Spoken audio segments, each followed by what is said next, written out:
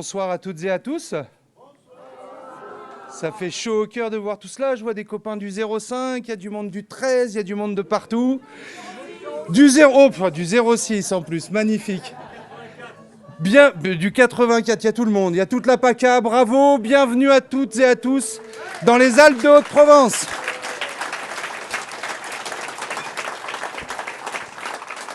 Je ne peux pas commencer sans adresser un salut fraternel aux camarades de la CGT des Alpes de Haute-Provence parce que, hasard du calendrier, c'est pas prévu, mais aujourd'hui, les Alpes de Haute-Provence sont à la fois sur le champ du politique avec le meeting de ce soir et sur le champ du syndical avec les 130 ans de la CGT qui étaient fêtés et qui continuent à être fêtés toute la journée au mai. Donc je voudrais vraiment, de la part de toute la salle, adresser un salut fraternel et sororal, tant qu'à faire, aux camarades de la CGT 04, dont je sais que certaines ont abrégé leur journée syndicale pour venir ce soir. Bienvenue à toutes et à tous. Le combat syndical et le combat politique, comme vous le savez, sont au cœur de mon engagement. Bienvenue. Je voudrais ensuite n'oublier personne, ça va être difficile. Je m'excuse par avance si j'en oublie parce que j'ai la dure tâche de faire les remerciements. Et c'est toujours quelque chose de dangereux parce qu'on oublie toujours quelqu'un ou on risque d'oublier quelqu'un. Je voudrais d'abord remercier, Monsieur Galtier a tweeté tout à l'heure pour le souligner, et c'est vrai, la mairie de Manosque nous prête gracieusement cette salle. Donc je tiens à remercier la mairie de Manosque pour l'accueil qu'elle offre à la France Insoumise. Je voudrais remercier bien sûr les insoumis et les insoumises du 04 qui ont énormément bossé pour préparer cette soirée, et en particulier le groupe d'action de Manosque. Et puis je me permets même un petit particulier pour Bernard qui s'est occupé de tout le côté administratif, etc. Donc c'était un gros boulot. Merci à toutes et à tous. Sans insoumis, il n'y a pas d'insoumission. Et c'est grâce à eux et à elles qu'on est là ce soir. Je voudrais remercier également les camarades du service d'ordre. Et il y en a là aussi, tout PACA est là. Il y a des camarades qui sont montés du 06, du 13, du 83, du 84. Il y en a qui sont descendus du 05.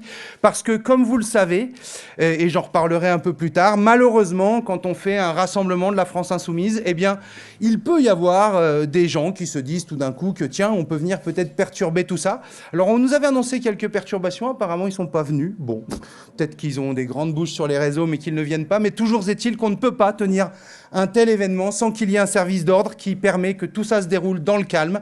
Donc un immense merci aux camarades du service d'ordre.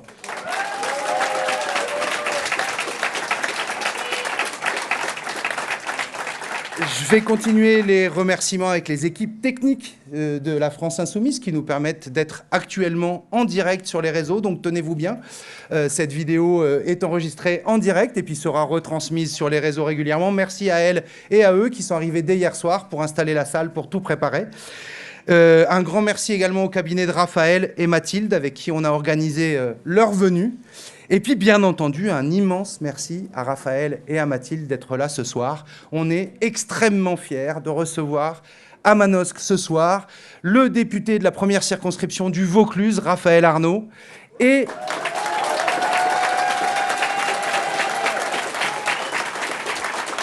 la présidente, ma présidente pendant 2 ans, la présidente du groupe parlementaire insoumis à l'Assemblée nationale, Mathilde Panot.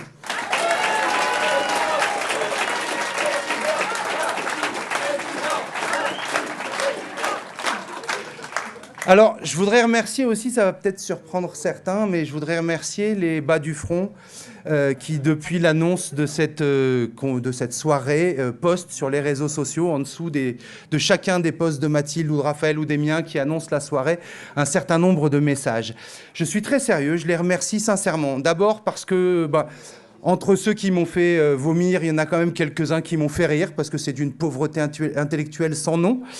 Je voudrais les remercier parce que ça m'a permis de faire un certain nombre de signalements, parce que je rappelle quand même à toutes et à tous que le racisme, l'homophobie, le sexisme sont des délits et sont condamnables, et donc on peut faire fermer des comptes pour ça.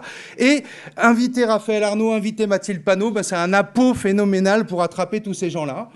Et donc je les remercie de cela. Et puis, Et puis le premier tweet que j'ai posté, moi, c'était pour dire, si mes souvenirs sont bons, le grand honneur et l'immense fierté ou l'immense plaisir que j'avais à les accueillir. Alors on m'a dit, grand honneur, groin, tout ça, bref, des trucs hyper intelligents. Mais en fait, en les lisant, je me suis rendu compte, au fur et à mesure que je les signalais accessoirement, mais je me suis rendu compte à quel point, oui, j'étais immensément fier d'accueillir ce soir à Manosque, en terre insoumise, Raphaël Arnaud et Mathilde Panot. Donc merci à elle et à eux, je dirais à eux plutôt. C'est pas la peine de faire de l'inclusif. Ah, je crois que j'ai vu un compte qui était manifestement tenu par une femme, tout le reste c'est des hommes. Bon, bah voilà. Merci à eux de venir nous pourrir les fils, mais de nous garantir une fois encore que c'est nous qui avons raison.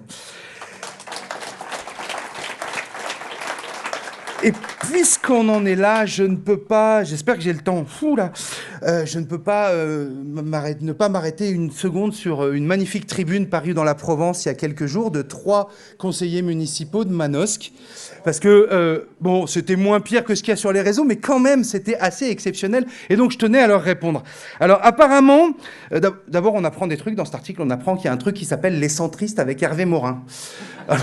Alors c'est incroyable. Mais en plus, les centristes avec Hervé Morin ont une représentante dans le 04, ce qui est encore plus incroyable. Et donc, en gros, ces gens-là, donc une personne des Républicains, une personne d'Horizon, si je ne me trompe, et une personne des centristes avec Hervé Morin, nous disent qu'ils ne veulent pas que Manosque devienne un laboratoire de l'ultra-gauche. Parce que nous... Alors, je ne sais pas ce que sont les centristes avec Hervé Morin. Moi, je pense que c'est quelque chose qui est de l'ordre de l'infra-droite, peut-être. Mais en tout cas, s'ils pensent que nous sommes l'ultra-gauche, ils ne sont pas prêts. Hein, parce qu'en fait, il y a déjà le Conseil d'État qui a dit que nous n'étions pas d'extrême gauche. C'est pas nous qui le disons. Hein, c'est le Conseil d'État. Par contre, le Rassemblement national, lui, est bien d'extrême droite. C'est le Conseil d'État qui le dit aussi. Alors, l'ultra-gauche, n'en parlons pas. Puis alors, ils nous accusent on ne nous voit jamais à Manosque. Puis quelques lignes plus tard, on nous voit tout le temps dans les quartiers parce qu'on fait du clientélisme, donc je sais pas, ils nous voient jamais dans les quartiers, peut-être c'est parce qu'ils vont pas dans les quartiers, mais apparemment, nous, on y est tout le temps, bah très bien, on y est tout le temps, il n'y a pas de souci. Et puis, ils nous disent que nos valeurs sont dangereuses pour Manosque. Alors, je vous le dis, ce soir, nos valeurs sont dangereuses pour Manosque. Je ne sais pas s'ils parlent de la justice sociale et fiscale, je ne sais pas s'ils parlent de la nécessaire bifurcation écologique, je ne sais pas s'ils parlent de la 6e République, mais en tout cas, apparemment, c'est dangereux pour Manosque. Bon. Eh bien moi, à l'inverse, je suis très heureux et très fier d'accueillir ce soir la présidente d'un groupe qui, à l'Assemblée nationale, a tenu bon depuis le début, a tenu bon sur tout, qui a permis la constitutionnalisation de l'IVG, et ça on le doit en particulier à Mathilde Panot qui est là ce soir, qui n'a rien lâché, jamais, sur les questions sociales. Et puisqu'on reparle des retraites en ce moment, je suis immensément fier d'avoir fait partie de ce groupe parlementaire qui, à l'Assemblée nationale, a tenu jusqu'au bout dans la bataille des retraites. Je tiens vraiment à le redire, ça me semble absolument essentiel. Je suis très heureux et très fier d'accueillir la présidente d'un groupe qui est resté fidèle au programme du nouveau Front populaire, quand tellement d'autres lui tournent le dos. Et puis, je suis surtout immensément fier de faire partie d'un groupe parlementaire qui a refusé d'applaudir le soutien inconditionnel à Israël le 8 octobre et qui n'a jamais rien lâché sur la lutte pour une Palestine libre et sur le soutien à Gaza. Malgré les torrents de boue, malgré la haine, malgré les accusations insupportables au petit-fils de résistant que je suis. Et je voudrais vous lire un petit quelque chose parce qu'il ne faut pas oublier. Toute la violence déchaînée contre Israël et à Gaza ne prouve qu'une chose. La violence ne produit et ne reproduit qu'elle-même. Horrifiés, nos pensées et notre compassion vont à toutes les populations désemparées victimes de tout cela. Le cessez-le-feu doit s'imposer. La France doit y travailler de toutes ses forces politiques et diplomatiques. Les peuples palestiniens et israéliens doivent pouvoir vivre côte à côte, en paix et en sécurité. La solution existe, celle des 2 États, conformément aux résolutions de l'ONU. Eh bien non, ceci n'est pas un discours d'Emmanuel Macron avant-hier, ceci est le tweet du 7 octobre de Jean-Luc Mélenchon. Ce tweet qui nous a valu tant de haine, tant d'accusations. Est-ce que quelqu'un peut retirer un mot ou ajouter un mot à ce qu'il a dit ce jour-là? Absolument pas. Donc, comme d'habitude et comme toujours, nous avions raison, ils avaient tort. Aujourd'hui, ils se rangent à notre avis, mais il est hors de question pour eux de dire que nous avions raison. Alors moi, je le dis ce soir, nous avions raison et nous en sommes immensément fiers.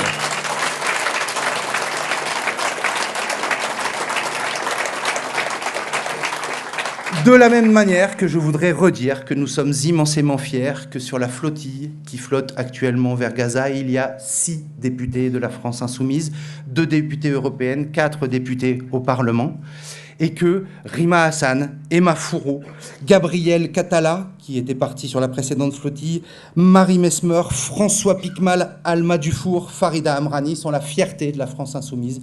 Nous sommes heureux et fiers qu'ils soient sur la flottille et nous sommes honteux, profondément honteux, que l'Italie de Meloni, que la Slovénie, que l'Espagne envoient des bateaux pour les protéger et que la France ne fasse rien à part condamner. Et encore condamné à mi-voix, comme le fait Jean-Noël Barrot depuis le début. On avait, c'était quoi, Bruno demande. C'était Bruno Le Maire qui demandait aux entreprises d'être gentilles. Et maintenant, on a Arnaud... comment il s'appelle Jean-Noël condamne. Je voudrais dire aussi un petit mot, deux, trois petits mots aussi pour sortir de certains clichés qui sont faux et absolument faux. Oui, nous sommes debout aux côtés des Palestiniens et nous défendons Gaza, mais... le premier homme politique de rang national qui a condamné l'invasion de l'Ukraine à 5 h du matin, c'est Jean-Luc Mélenchon. Mais nous condamnons et nous combattons aux côtés des camarades qui, au Congo, au Soudan, se battent contre la guerre là-bas aussi. Donc arrêtez de comparer les génocides, arrêtez de comparer les guerres en disant que nous ne nous intéressons qu'à Gaza. Ceci est faux. Arnaud Le Gall, député référent des Alpes de Haute-Provence, Nadège Abomangoli, Carlos Martins Bilongo, Jean-Luc Mélenchon lui-même se sont rendus au Sénégal pour parler de ce qui se passait au Congo, pour parler de ce qui se passait au Soudan. Donc le seul mot d'ordre pour la France insoumise, c'est la paix. Nous voulons la paix, nous combattrons pour la paix et nous combattons pour la paix partout. Et oui, souffrez que nous combattions également contre le génocide à Gaza.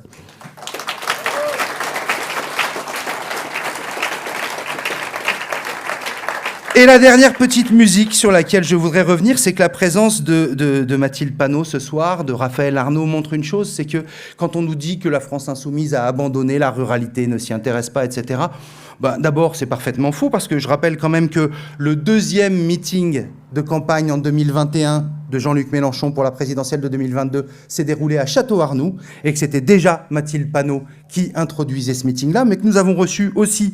D'ailleurs, accessoirement, Jean-Luc Mélenchon, juste avant, était à Aubin, dans l'Aveyron, 3500 habitants. Donc, pour vous dire que la ruralité, on y est. Et on a reçu Manuel Bompard en avril dernier. On a reçu Daniel Obono, qui est venu à Manosque présenter sa proposition de loi sur les services publics. On a reçu Clémence Guettet, qui est venue présenter le livre de l'Institut La Boétie sur combattre l'extrême droite. Donc non, la France insoumise n'abandonne pas la ruralité. Et puis surtout, je demande, j'exige même, le respect pour les dizaines, les centaines de militants de la France insoumise dans les départements ruraux et en particulier dans les Alpes de Haute-Provence, car nous avons droit au respect, nous combattons sur le terrain, nous sommes partout. J'habite un village de 283 habitants. Le premier qui me dit que je ne m'occupe pas de ruralité, qu'il vienne y habiter. Après, on en discute.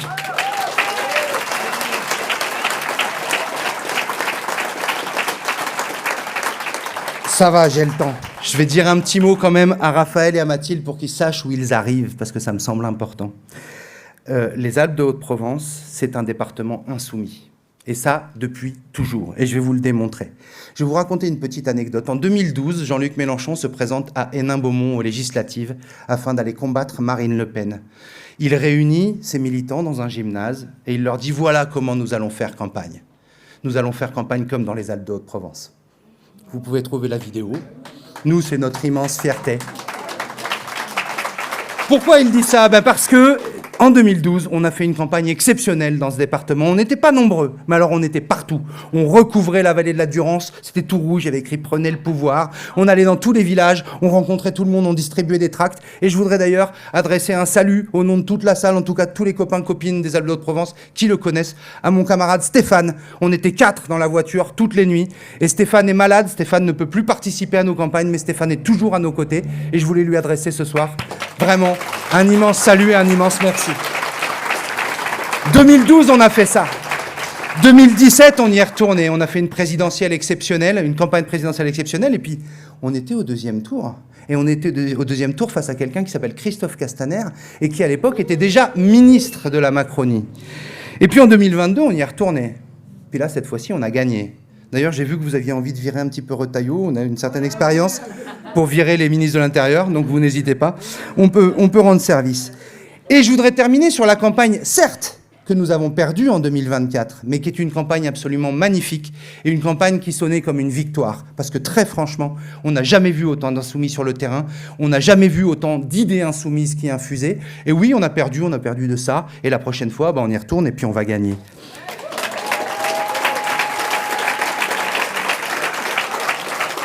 Et l'insoumission dans le 04, ça remonte à beaucoup plus longtemps que ça, parce que je rappelle que nous sommes dans le pays de décembre 1851, l'insurrection basalpine contre le putsch de Napoléon III, Napoléon le Petit, qui ne s'appelait même pas Napoléon III à ce moment-là.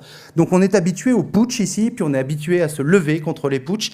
Et donc le petit coup d'État du petit maître de l'Élysée de juillet 2024, on ne va pas le laisser passer. Et on est là, comme en 1851, et on va faire une insurrection citoyenne, une insurrection basalpine, mais à la fin, c'est nous qui allons l'emporter, c'est sûr. Pourquoi c'est si important? Parce que les Alpes-de-Haute-Provence, malheureusement, c'est aussi un laboratoire de l'extrême droite. On se rappelle de l'OAS, ce petit groupe-là qui menaçait Jean-Luc Mélenchon et Christophe Castaner, ils ont un drôle de choix de cible, enfin bon, c'est un autre problème, d'attentats. Je rappelle que la principale arrestation s'est passée dans le 04 à Fort-Calquier, et je rappelle que le jeune homme qui a été arrêté à ce moment-là avait l'arsenal chez lui, 17 armes, dont 4 de guerre et ainsi de suite, et qu'il avait menacé sur les réseaux des jeunes militants antifa du 04 et le représentant de Jean-Luc Mélenchon dans le département, à savoir moi-même. Donc oui, l'extrême droite est présente ici, et l'extrême droite violente peut l'être aussi. Et puis, on se rappelle qu'Éric Zemmour, je ne sais pas pourquoi, est venu 2 fois dans le 04 faire son université d'été. Moi, je compte sur nous, là, je le dis à tout le monde pour que ce soit la dernière, et que la prochaine fois, il ne puisse pas venir. Et puis, malheureusement, depuis 2024, nous avons 2 députés d'extrême droite dans ce département. Donc, c'est un laboratoire de l'extrême droite. Mais c'est aussi un laboratoire du dégagisme. Parce qu'en 2022, il y avait 2 députés macronistes dans ce département, et puis on a voté, et puis il y avait un député RN et un député LFI. D'accord? Donc on sait faire ça aussi. Mais c'est aussi, malheureusement, un laboratoire du ciotisme. Et je voudrais avoir un petit mot pour Sophie Waginet-Ricourme, qui m'a succédé à l'Assemblée, et rappeler à tout le monde que le 12 décembre 2022, elle a quitté les Républicains, parce que Éric Ciotti arrivait à la tête des Républicains, et qu'elle a fait une conférence de presse avec Camille Galtier, maire de Manosque, et David Géant, maire de Fort-Calquier. Ils quittaient tous les 3 les Républicains en expliquant qu'ils ne pouvaient pas rester dans un parti dirigé par Éric Ciotti et qui flirtait avec le Rassemblement national. Et il disait d'ailleurs dans cette conférence de presse, je l'ai regardée hier, qu'il ne voulait être ni étouffé par l'idéologie macroniste. Alors, il y en a 2 qui sont chez Muselier maintenant, qui est le représentant de Macron dans la région, ni supplétive du RN. La 3e, qui a quitté les Républicains parce qu'il y avait Ciotti et qu'elle ne voulait pas être avec le RN, elle s'est présentée pour le parti d'Éric Ciotti en 2024 et aux côtés du RN. Bravo. Franchement, fascinant, fascinant. Donc, on est malheureusement ce laboratoire-là. Oui, j'oubliais de dire qu'en 2017, quand même, on a été le laboratoire de la Macronie. Il ne faut... Je sais pas, ils nous soutiennent? Super. Non, c'est pour nous. En 2017, n'oublions pas que nous étions le laboratoire de la Macronie. Les 2 candidats qui ont été investis en 2017 pour les législatives par le Parti socialiste ont été investis par le Parti socialiste. Et entre leur investiture et l'élection, ils sont passés chez LREM. Il s'agissait entre autres de Christophe Castaner. Donc on est vraiment un laboratoire dans le 04. Et donc ce que nous inventons ici, on va pouvoir le transporter ailleurs. Parce que ce qu'on invente ici aussi, c'est une ruralité inventive, joyeuse, novatrice. Et on va être fort de futures victoires. D'ailleurs, ça klaxonne déjà dehors, comme si on avait gagné. Pourquoi c'est essentiel qu'on porte ces victoires-là? Parce que ça fait 8 ans de macronisme. 8 ans qui ont jeté 1,2 million de personnes dans la pauvreté et permis aux 500 plus grosses fortunes de doubler leur fortune dans ce pays. 8 ans qui ont déplacé tellement le curseur à droite qu'aujourd'hui, quand on propose de taxer 1800 personnes qui ont plus de 100 millions d'euros de patrimoine, levez la main, 100 millions d'euros, on propose de leur prendre 2%, c'est un scandale absolu. On a le MEDEF qui va manifester. Ils vont faire un meeting le 13 octobre. C'est incroyable. J'ai hâte de voir ça. Et une manif du CAC 40 avec 40 types, ça va être génial. Bref, mes camarades, n'arrêtons jamais de rêver, n'arrêtons jamais de lutter. On va y retourner, on va gagner. Et ce soir, on accueille des gens qui vont nous aider à remporter ces victoires.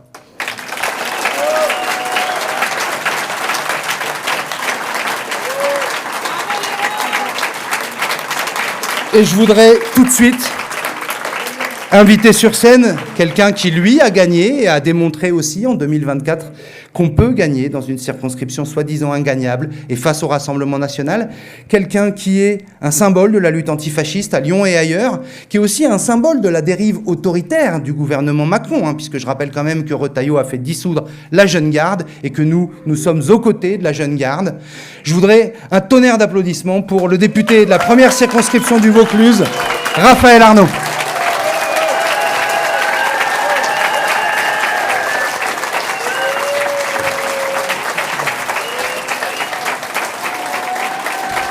Bonsoir à tout le monde, ça fait plaisir d'être ici, merci pour l'invitation, merci effectivement à tous les camarades qui se sont employés à cette date, à cette mobilisation. Je sais combien il en coûte, notamment auprès du service d'ordre. Voilà, encore des remerciements que je réitère comme Léo l'a fait. Évidemment très fier d'être ici avec Léo et Mathilde.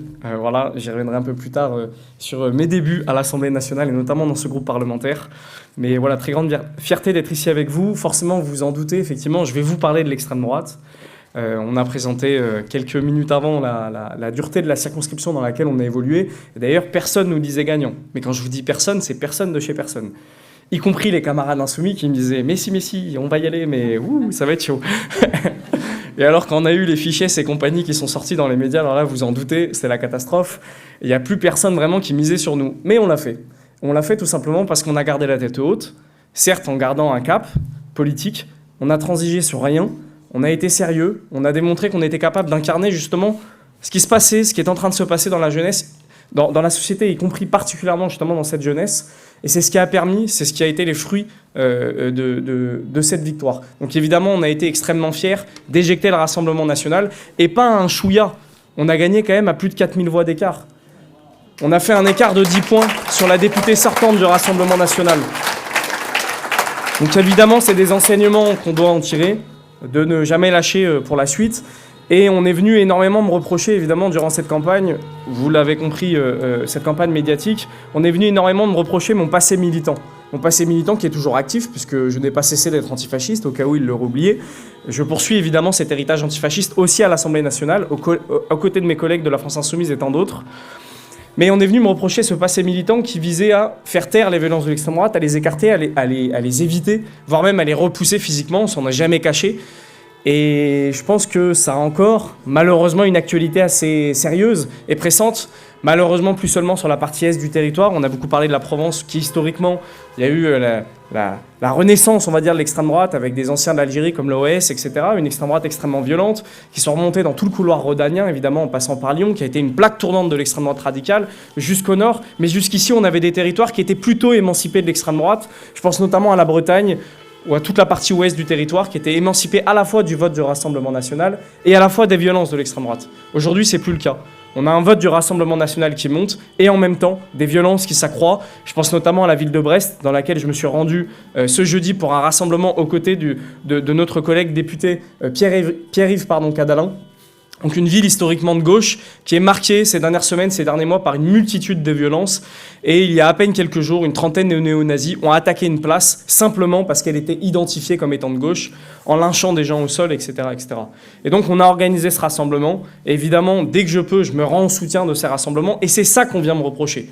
C'est ça que, évidemment, l'extrême droite vient nous reprocher, c'est de lutter fermement contre ces violences, les dénoncer, les démasquer, voire même les repousser encore une fois, et jusqu'à l'Assemblée nationale, puisque preuve en est, on a aussi réussi à déloger une députée du Rassemblement national, donc une stratégie antifasciste large qui a eu des résultats très concrets sur le terrain, et c'est encore une fois ce qu'on vient nous reprocher. Dans une ville où j'ai grandi comme à Lyon, où il existait 5 locaux d'extrême droite, publics, néo-nazis, royalistes, néofascistes, pétainistes. On avait à peu près toute la faune et la flore. Aujourd'hui, il n'existe plus de locaux d'extrême droite publics dans cette ville de Lyon. On y est arrivé avec nos petits bras.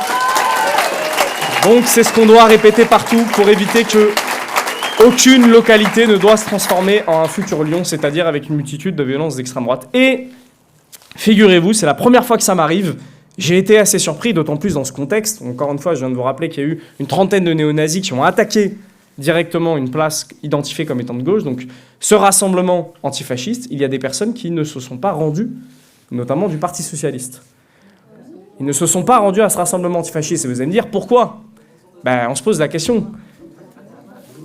Et ils ne sont pas venus tout simplement parce que je me rendais, moi aussi, à ce rassemblement antifasciste. C'est-à-dire que la présence d'un militant, aujourd'hui député antifasciste, fait que le Parti socialiste, en tout cas local, décide de ne pas se rendre à ce rassemblement. Ça en dit long un peu sur le sérieux que portent les gens envers la situation, notamment de fascisme en cours, de fascisation de la société. Et ça fait un peu flipper, je vous avoue, au-delà du fait que oui, on peut huer ces gens-là, etc. Ça fait assez flipper pour la suite de se dire que ouais, il y a des gens sur qui on ne pourra pas compter, mais ça, on en a conscience et c'est pour ça que l'unité, oui, on a toujours milité pour, notamment avec la Jeune Garde, l'unité, oui, à tous les étages, à tous les niveaux, il faut la chercher, mais avec les gens qui ne lâchent rien. Et pas seulement les partis électoraux, avec des associations, des collectifs, des syndicats, peu importe, avec des gens qui ne détournent pas le regard lorsqu'il y a un génocide à Gaza, avec des gens qui ne détournent pas le regard lorsqu'il y a des violences de l'extrême droite, avec des gens qui, dès qu'ils en ont l'occasion, censurent des gouvernements qui multiplient les attaques sociales réactionnaires ou racistes. Et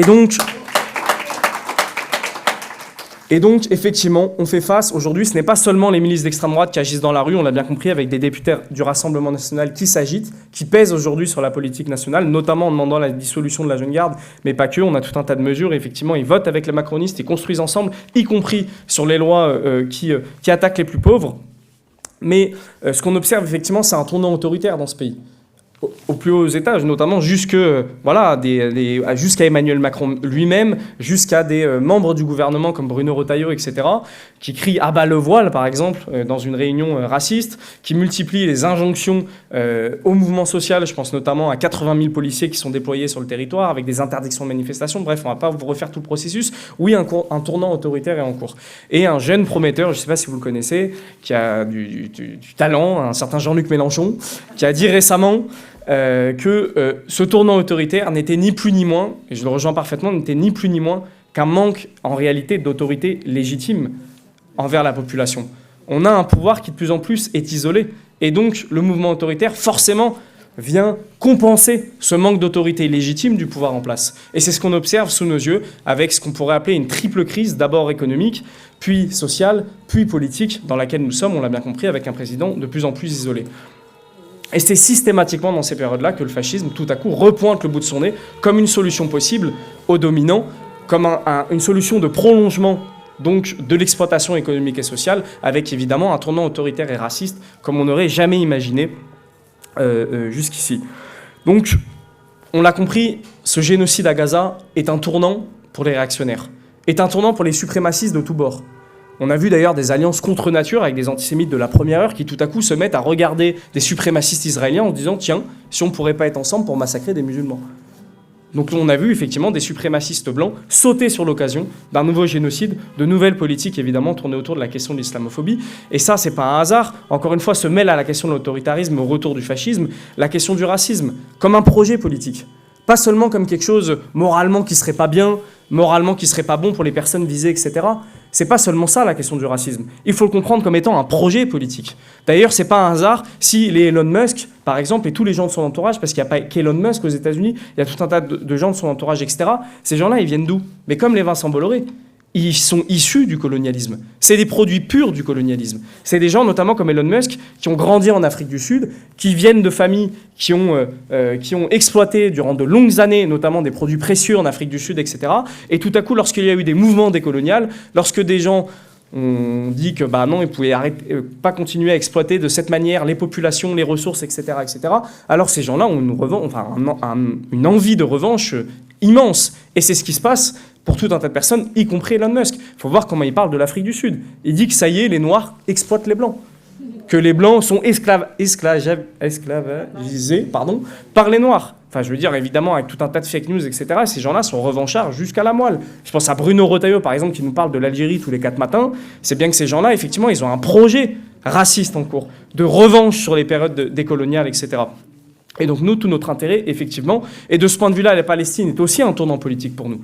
En premier lieu pour les Palestiniens et les Palestiniennes pour stopper ce génocide. Ça, j'imagine que tout le monde l'a bien en tête. Évidemment, il faut stopper ce massacre et venir au secours des Palestiniens et les Palestiniennes qui risquent de disparaître à Gaza. Si on n'intervient pas, ça, tout le monde l'a en tête. Mais pas seulement, c'est aussi une plaque tournante pour notre futur à nous, en tant que progressistes. Et j'imagine que tout le monde l'a compris avec cette flottille.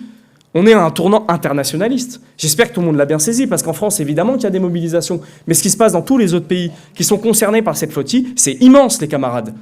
On a vu des mouvements là en Italie très récemment de grève, 2 jours de grève je crois ils ont fait, ils l'avaient annoncé, bon, nos camarades italiens l'ont mis en place, on a même une Meloni quand même, c'est l'extrême droite qui rentre devant l'OTAN, etc., qui tout à coup, après 2 jours de grève, de blocage du pays, vient et dit qu'est-ce qu'on peut faire pour aider la flottille quoi. Donc c'est bien que c'est encore une fois par la lutte, par la grève, par des mouvements massifs qu'on arrive à tordre le bras à ces gouvernements, quand bien même seraient-ils les plus autoritaires et les plus racistes. Donc on est loin d'avoir perdu la bataille, et en cela, la question palestinienne va être aussi un tournant pour le futur de nos histoires militantes et notre futur internationalisme, parce que très souvent, moi en tant que militant, je vous avoue, on m'a beaucoup parlé d'internationalisme, mais de façon très historique, de façon très éloignée, et de façon très morale. Ben là, on le vit actuellement. On vit l'internationalisme de plein fouet. On a sur ces bateaux, sur les flottilles, plus d'une quarantaine, je crois, de nationalités qui sont présentes, intergénérationnelles aussi. Il y a François Pickman, j'ai eu au téléphone en visio, il me disait qu'il y avait une Italienne de 75 ans qui était sur son bateau.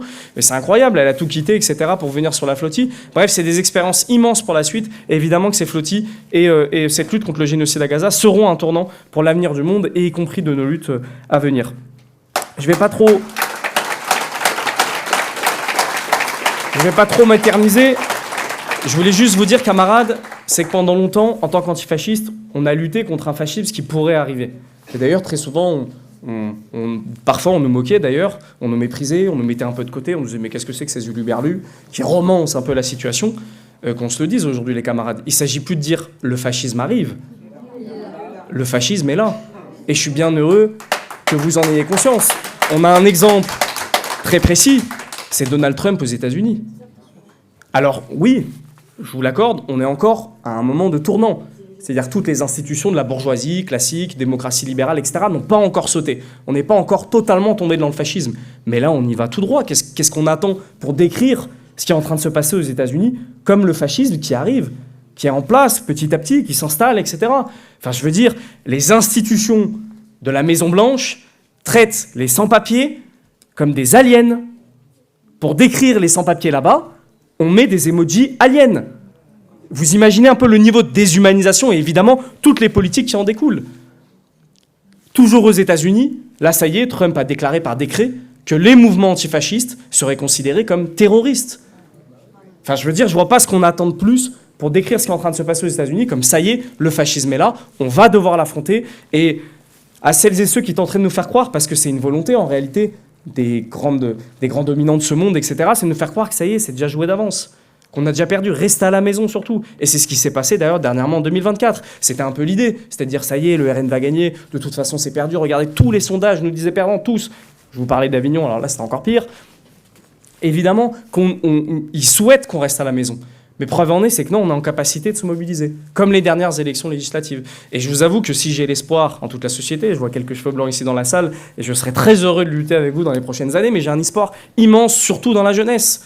Une jeunesse qui est pleinement consciente des enjeux, et qui arrive à faire la jonction, justement, entre la question antiraciste, entre la question décoloniale, entre les questions sociales, entre la question du génocide à Gaza, entre la question antifasciste. La jeunesse arrive à mélanger toutes ces questions. Parce qu'elle a bien conscience qu'on a un seul ennemi, c'est le capitalisme qui est en train de partir à la dérive totale et qui veut nous replonger à nouveau dans le fascisme. Et ça, je vous avoue que c'est pas seulement en tant que militant que je vous dis ça, ouais c'est super, la jeunesse, on est heureux, etc. Parce que très régulièrement, je l'ai entendu chez des camarades militants et militantes, l'idée de dire que quand on est jeune, on est un peu foufou, quoi. Il y a un peu ce truc-là dans la société. Ouah, quand on est jeune, on va bloquer son lycée, etc. Ouais, mais en fait, non. C'est pas une mince affaire d'avoir la jeunesse de notre côté. On fait énormément de parallèles historiques avec ce qui s'est passé au siècle dernier, notamment dans l'Allemagne nazie, à juste titre, parce que malheureusement ça fait froid dans le dos, il y a beaucoup de parallèles à faire, mais la jeunesse était devenue, le parti nazi était devenu majoritaire dans la jeunesse. La première organisation qui a réussi à organiser dans les lycées, dans les facultés, dans tous les secteurs de jeunesse, c'était le parti nazi. La gauche était minoritaire par rapport à ce qu'avaient réussi à faire les fascistes. Nous, c'est l'inverse. On est en train de vivre une période inverse. Alors oui, certes, il y a une jeunesse d'extrême droite qui se radicalise, etc., mais qui reste aujourd'hui minoritaire. Et à l'inverse, la jeunesse qui est majoritaire dans ce pays et partout dans le monde, et c'est pas moi qui le dis en tant que militant sur nos bases d'observation, c'est des sociologues à travers le monde qui mènent des enquêtes et qui observent que oui, la jeunesse se radicalise, particulièrement féminine, mais pas que, qui se radicalise très fortement à gauche. Mais ça, c'est une aubaine immense pour nous. Ça veut dire que dans les années à venir, on a tout un tas de personnes qui sont à la fois pleinement conscientes des enjeux et qui sont prêts à bouleverser la société, à la transformer. Et c'est ça finalement qui les effraie. Et c'est pour ça qu'ils mettent autant de violence et autant d'énergie à vouloir nous détruire.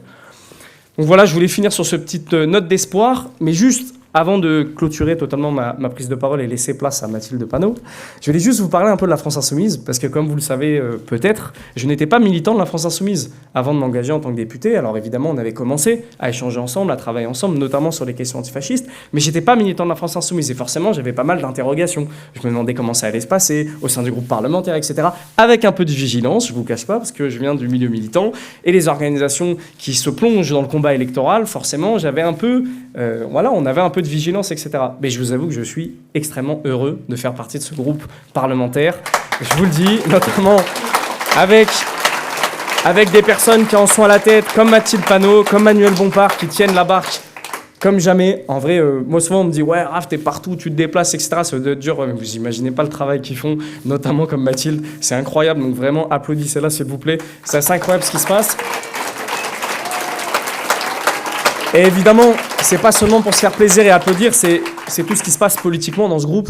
Moi, j'ai découvert tout un tas de personnes différentes avec des origines différentes, des parcours différents politiques, etc. Et l'unité, on parle très souvent d'unitaire à gauche, à juste titre, se trouve justement ici. C'est pas seulement qu'elle doit se cloisonner dans le mouvement de la France Insoumise. Et c'est justement la force du mouvement de la France Insoumise. C'est que le mouvement lui-même ne se cloisonne pas. Et va systématiquement tendre des mains, et c'est ce qui nous est arrivé avec la Jeune Garde. On nous a tendu des mains à venir discuter, à venir échanger, voire même à construire des choses ensemble politiquement. Et c'est la force de ce mouvement politique, et je voulais juste vous dire d'en prendre soin, les camarades. Pas seulement par loyauté envers un outil organisationnel, on s'en fiche de ça, c'est de l'abruti. Ce qui est important, c'est le but politique. Et bien se dire que là, partout où on se déplace à l'étranger, je pense que ça a été le cas de Léo s'il s'est déplacé évidemment à l'étranger, c'est le cas de Mathilde Panot, à chaque fois qu'elle se déplace, les retours qu'on a sont immenses, les camarades. Les gens regardent ce qui se passe en France, notamment grâce au travail de la France Insoumise et de Jean-Luc Mélenchon. Il y a une attention toute particulière. Parce que ce qu'on a réussi à faire collectivement, c'est immense. À la fois être dans les luttes sociales, à la fois de mener des batailles à l'Assemblée nationale, de faire la jonction entre tout ça. Je peux vous assurer que dans tout un tas de pays, c'est inimaginable, y compris encore aujourd'hui. Et petit à petit, on ouvre des portes, on casse des codes, on avance, etc.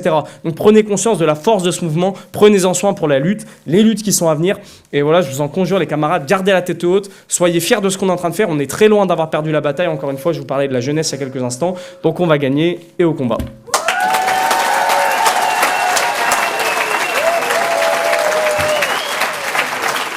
Merci beaucoup Raphaël, merci pour ce message d'espoir et puis merci pour le petit mot, pour le mouvement Insoumis, dont effectivement nous pouvons être immensément fiers. Et je vous demande un tonnerre d'applaudissements pour celle qui à l'Assemblée nationale préside magnifiquement le groupe de la France Insoumise, mesdames et messieurs, Mathilde Panot.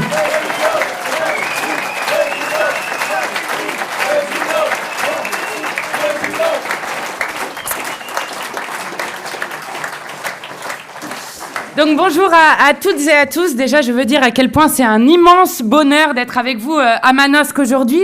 Et je voudrais commencer évidemment par remercier Léo Walter pour l'invitation, évidemment. Mais vous toutes et tous du département des Alpes-de-Haute-Provence qui avez fait en 2022 œuvre utile pour l'ensemble du pays, en commençant par dégager Castaner les borgneurs. Et je voudrais vous en remercier. Vous dire évidemment que Léo Walter, qui a été un député remarquable, nous manque immensément à l'Assemblée nationale et donc il faut se tenir prêt à l'y renvoyer très très vite. D'autant que, comme Léo me le rappelait à l'instant, il se trouve que le député RN d'ici est celui, peut-être l'avez-vous vu, qui en commission des finances s'est mis à lire un amendement pendant 10 minutes de la France Insoumise, dont il disait plusieurs fois « nous, députés insoumis », avec tous les députés RN qui hochaient la tête juste en face, sans qu'il ne se rende compte qu'il n'avait pas défendu son amendement qui, en passant, était celui qui visait à augmenter les crédits de l'Office français de la biodiversité que l'extrême droite veut supprimer. Donc c'est d'autant plus drôle qu'il n'ait absolument pas vu ce qu'il était en train de lire. Bon, et je veux dire aussi un petit mot sur Léo Walter, qui est un militant extraordinaire et qui, pour moi, incarne ce qu'est la France Insoumise, c'est-à-dire quelqu'un qui ne se bat pas pour lui-même, mais pour les millions de gens qui en ont besoin dans le pays et qui comptent sur nous. Voilà aussi l'espoir que nous incarnons dans ce pays. Merci Léo. Et puis, je suis immensément fière d'être avec Raphaël Arnaud aussi, qu'il soit effectivement dans le groupe parlementaire, mais parce que Raphaël Arnaud, au-delà d'être lui aussi un militant hors norme, est une démonstration politique. à tous ceux qui ne cessent de dire que nous devrions nous cacher, à tous ceux même qui osent dire aujourd'hui qu'un insoumis serait le pire candidat face à l'extrême droite. Eh bien, Raphaël Arnaud a été élu député, nous en sommes extrêmement fiers, mais il a été élu député en chassant une parlementaire d'extrême droite. Et il l'a fait en portant fièrement un programme de rupture, en ne se cachant pas d'être antifasciste, en ne se cachant pas d'être anticapitaliste. Donc c'est une démonstration politique, et vous entendrez parler de Raphaël Arnaud bientôt, puisqu'il vient de déposer une proposition de loi avec d'autres camarades sur la gratuité des parkings des hôpitaux, ce qui est, je crois, un enjeu extrêmement important. Et évidemment, merci à vous toutes et tous d'être ici. Merci à celles et ceux qui ont organisé cette réunion et toute notre affection et nos pensées aux gens qui n'ont pas pu rentrer dans la salle parce que nous étions trop nombreux et nombreuses pour pouvoir rentrer toutes et tous ici. Et donc, on les salue depuis peut-être le streaming ainsi que celles et ceux qui nous regardent. Alors, Léo Walter l'a dit, il y a des conseillers municipaux, macronistes, LR, qui se sont émus de notre présence ici. Et nous voilà, vous voilà, en nombre. Et qui se sont émus en disant qu'ils s'opposaient à ce que nous venions avec Raphaël Arnaud ici à Manosque. Alors je voudrais leur adresser les derniers mots que nous avions échangés avec Léon Landini. Léon Landini était le dernier survivant du groupe des francs-tireurs et partisans main-d'œuvre immigrés qui est mort, et nous lui rendons hommage, ce dimanche 21 septembre 2025 à l'âge de 99 ans. Et nous avions eu l'honneur de le rencontrer avec Jean-Luc Mélenchon au moment où il y avait eu la panthéonisation de Méliné et Missak Manouchian. Et nous avions échangé avec lui, et la première chose qu'il nous avait dit, c'était évidemment, il ne faut jamais se décourager. Je vous le transmets parce que quand quelqu'un qui a, à l'époque, 97 ans, vous dit cela, qui a été dans la résistance, ça fait toujours plaisir. Mais ensuite, il avait dit à Jean-Luc Mélenchon un mot que j'adresse particulièrement à ceux qui, ici, tentent de nous décourager de venir. Il avait dit « Quand on t'attaque beaucoup, ça veut dire que tu gênes beaucoup. » Et il avait continué « Et moi, quand je gêne, je suis heureux. » Eh bien, mesdames, messieurs les importants, nous vous redisons, ici, nous sommes heureux de vous gêner. Alors, il faut savourer cette rentrée. Il faut savourer cette rentrée parce qu'en ce mois de septembre, toute la colère qui était dirigée contre la politique d'Emmanuel Macron et le dégoût qui est inspiré par cette politique s'est donné rendez-vous dans les grèves et dans les mobilisations avec les 10 et 18 septembre, plus d'1 million de personnes qui sont sorties partout dans les rues pour dire et redire que nous voulons non pas d'un énième changement de tête de Premier ministre, mais un changement de politique, que nous ne voulons plus de la politique d'Emmanuel Macron et de son monde. Alors, cette colère s'est donné rendez-vous et la Macronie n'y a eu que pour seule réponse la répression et la peur. Et ils ont déployé, Raphaël Arnaud l'a dit, 80 000 forces de policiers et de gendarmes. Ça veut dire qu'ils ont déployé un effectif de police et de gendarmerie sur 3 dans ce pays pour tenter de répondre aux revendications populaires. Eh bien, si nous sommes ici, si nombreuses et nombreux, c'est pour réaffirmer que nous n'avons pas peur. Et qu'à chaque instant, il faut se rappeler que lorsque ne serait-ce qu'une seule personne tient bon, relève la tête, alors elle permet à d'autres de le faire et d'autres suivent derrière. Voilà ce qui s'est passé et n'en déplaise aux puissants, quelque chose de très puissant se passe en cette rentrée de septembre qui va se continuer le 2 octobre. Il se trouve que l'envie de dignité dans ce pays, l'envie de lutte sont des envies contagieuses et qu'aucune matraque, aucune répression, aucune garde à vue n'arrêtera l'aspiration puissante dans ce pays qui est celle d'en finir avec Macron et de son monde.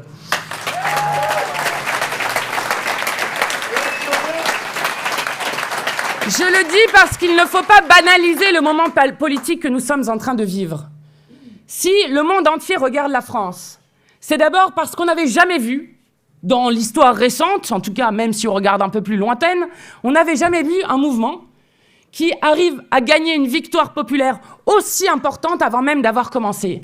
Rendez-vous compte que pour la première fois de toute l'histoire de la Ve République, un mouvement populaire, avant même son début, a commencé, a réussi à mettre dehors François Bayrou, son gouvernement et le budget cruel qu'il voulait présenter au pays. C'est la première fois de toute l'histoire de la Ve République qu'un Premier ministre a tellement peur d'un mouvement politique populaire qu'il décide de s'auto-saboter, qu'il invente une motion d'autocensure et qu'il a donc été obligé le 8 septembre dernier de demander un vote de confiance. Je le dis parce que ce n'est pas anodin. Et nous, les Insoumis, avons pris toute notre part dans le fait qu'en moins d'un an, nous avons réussi non pas à dégager un gouvernement macroniste, mais 2, et nous sommes en voie pour le 3e.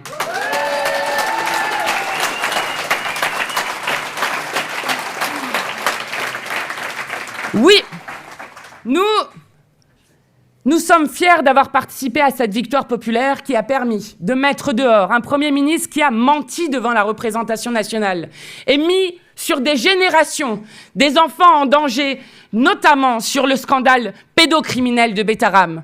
Comme nous sommes fiers d'avoir fait dégager Retailleau, dont la seule présence au gouvernement justifiait une censure immédiate et qui était une insulte à des millions de Français et de Françaises dans ce pays, lorsqu'il parlait comme sous-pétant de Français de papier, de belles heures de la colonisation, de régression vers les origines ethniques, ou lorsqu'il criait « à bas le voile ». Bon débarras, Retailleau.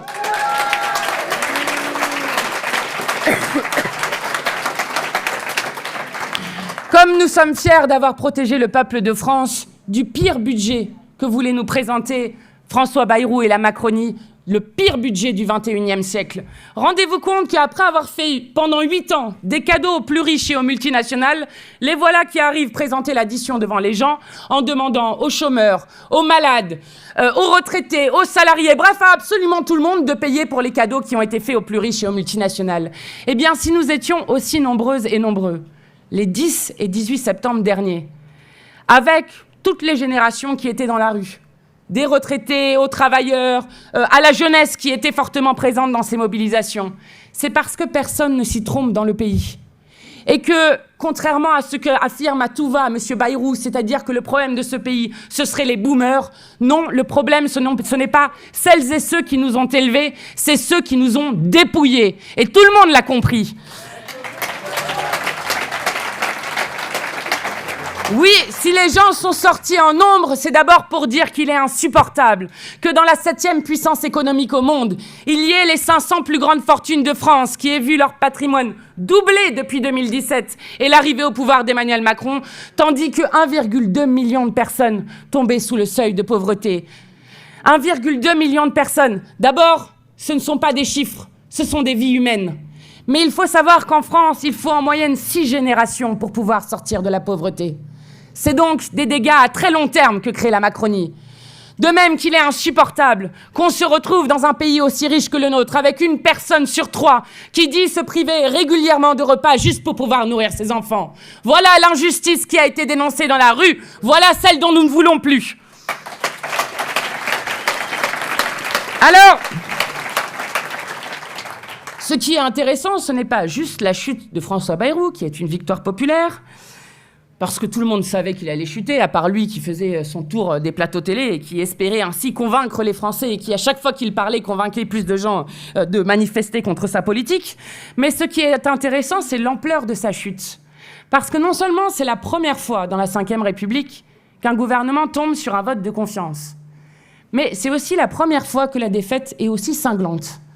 Il y a eu 2/3 des parlementaires qui ont voté contre la confiance à Bayrou et à son gouvernement. Ce qui veut dire, devant un désaveu aussi cinglant, qu'Emmanuel Macron n'a plus aucune légitimité dans ce pays pour continuer la même politique coûte que coûte.